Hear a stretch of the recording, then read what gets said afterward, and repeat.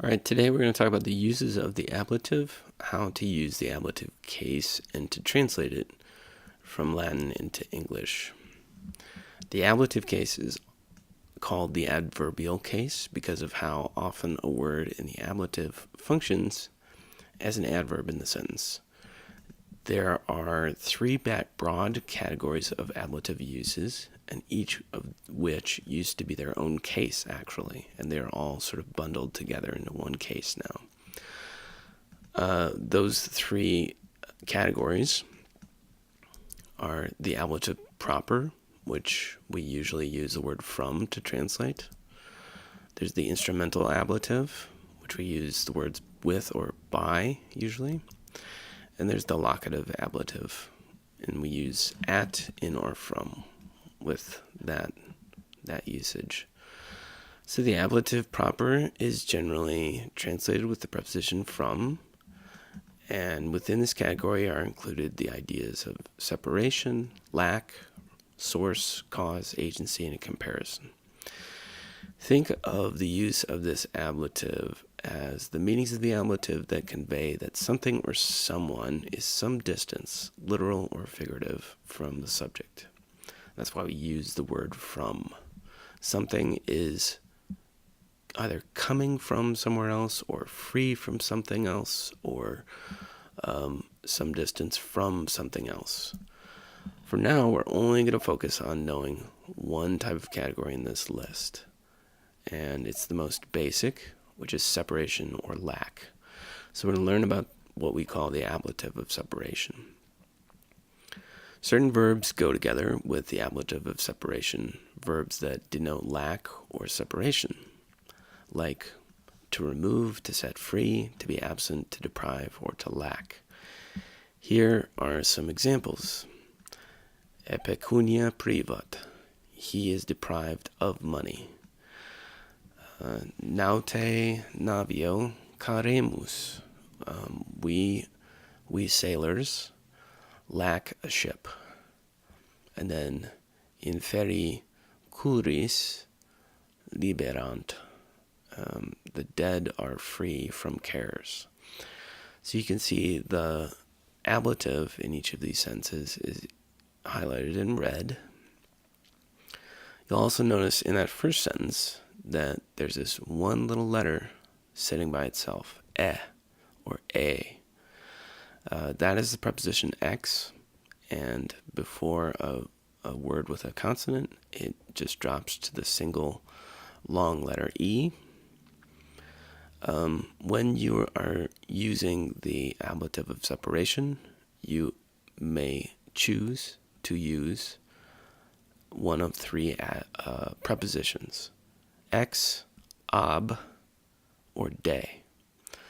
And all three of these prepositions take the ablative, and we'll talk about what that means next week, the idea that a preposition takes a particular case. But here all you need to know is that the ablative of separation often, but not always, uses one of these three prepositions, ex, ab, or de. You'll notice that the other two sentences, we didn't use ex, ab, or de, and that's fine. You'll also notice that the best translation for these doesn't always use the word from.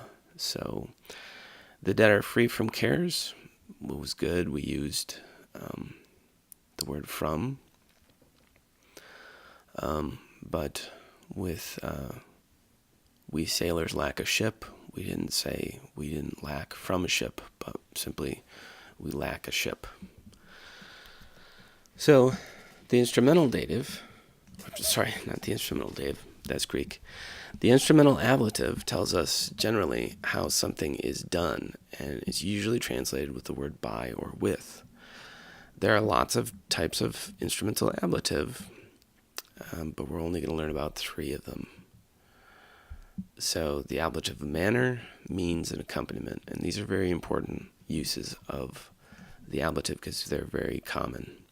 And it's basically, what way did you do it? By what means did you do it? Or instrument? And who were you with? So these three uses each deserve their own slide. So here we go.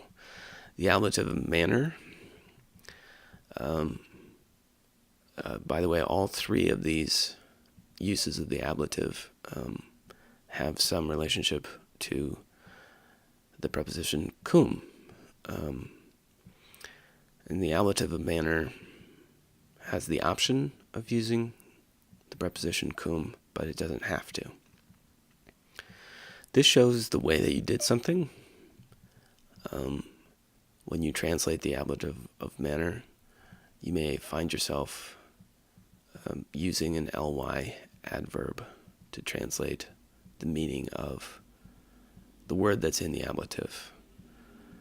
And if there's an adjective as part of the adverbial phrase, it will actually come before the preposition cum. And so we see that in the sentence that we have here, insulam magna cum cura indicamus. We are pointing out the island with great care. And so you see that magna is an adjective modifying care, cura. And instead of saying cum magna cura, we're saying magna cum cura. When someone graduates from college with some sort of honor, you've heard it said that they graduate summa cum laude or magna cum laude. That is the same phenomenon. That is the manner in which they graduated. So when we use the ablative of manner without cum, we would just say magna cura, and we have the option of using cum or not. We could also say carefully. We point out the island carefully. We could just say cum cura or cura, and that would be the same meaning. The ablative of means, so sometimes also called the ablative of instrument, because you might actually physically be making use of a tool or an instrument to accomplish what you're doing. This form of the ablative does not use cum.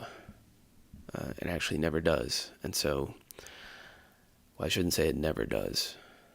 There's quite possibly somebody in the history of the Latin language that has used cum with an ablative of means, but strictly speaking, we don't normally use cum.